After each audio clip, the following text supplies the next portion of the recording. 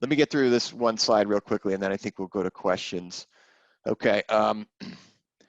So I have a list here, and Loredana, we can get this out to everybody.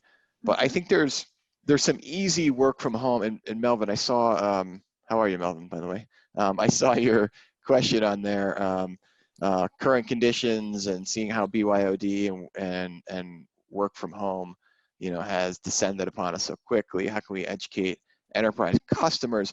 I think the swap out of technology is harder to do and maybe necessary.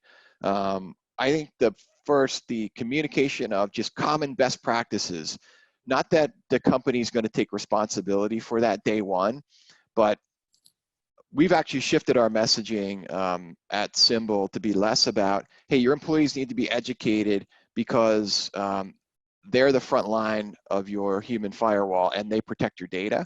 So we've shifted away from that more severe message to, employees are now working from home, and working from home, because of the cyber criminal activity, their personal safety is in jeopardy.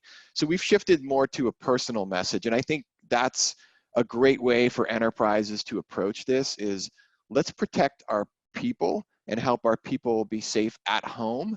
It will have a byproduct of them being safer, protecting our data. But I think from a messaging perspective, and the reality is if we make them safer across their entirety of their landscape, both at home, with their kids, with their family members, with their aunts, uncles, grandparents, parents, then, if they can spread that safety, then it's the amount of activity they're able to suppress is going to be greater. We'll have less corporate risk as a result of their personal safety. And there's very basic things. So this is interesting. And we could go on. This page could be a whole webinar, right? Wi-Fi safety. How can you be safe at home with Wi-Fi? But, you have different levels of challenge, right? If you live in the suburbs and you have, within line of sight, you have 3 homes, you're probably not a high risk for someone, jumping on to your Wi-Fi from your driveway. If you live in a 1,000-person apartment building, that's a different story, right? You have to be careful about Wi-Fi and how you address your network, what you name your network. In all cases, though, you should have a guest network. All routers, if they're decent, will have this capability. It's pretty easy to use. Set up a guest network. Who gets the Wi-Fi password? You, your spouse, significant other, or another adult in the household. Your kids don't get it, and your relatives don't get it, and the kids' friends don't get it, right? So anyone else who comes into the house, they get on your guest network. You give them the guest network access. Devices, make sure you separate work and personal. Common challenges, trying to take a conference call.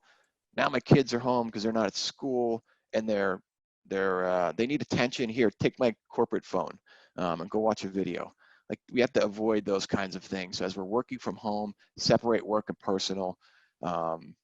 Same thing with the passwords and accounts. This is obvious. This has always been true, but we still see it.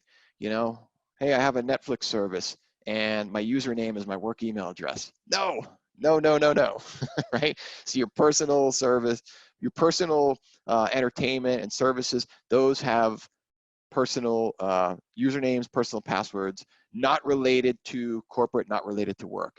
And as an addition to that, please use a password manager. It is way too hard to remember all of your passwords if they're different, and they have to be different. Don't use the same password. Use a password manager to manage all this. The alternative is you end up with some document or some spreadsheet called My Passwords, and you have to keep everything on a file, which is just as bad. You don't want that. So use these systems are great. Many of them are free. The free versions are fine at the personal level. If you're a company, make an investment in this for your people, going back to what we talked about. Two-factor authentication, I know it's not 100% perfect, but it's really good. It's a really good mechanism to deflect potential logins that may not be you. Most sites have this capability. If they have it, turn it on. Go into the security settings of the site, Facebook, Twitter, you know, whatever, and turn on two-factor authentication. You all have your phones with you 24/7. I do. We all do, right? So if it's a, you know, a 2-second delay while the text comes to your phone and you enter the code in, you can live with that. For the one time that you get that two-factor authentication on your phone and it's a login from a part of the world where, you know, you don't think there should be a login. I talked about the kids not on your device. And then for the final point here is scams can happen at home. So even though you're on your couch, you know, in your comfortable clothes, you know, drinking a cup of coffee, you know, with no socks on, you could still get scammed at home. The point is your awareness sometimes isn't heightened at home. You're relaxed. But scams can happen at home, you know, both over voice, email, text, etc.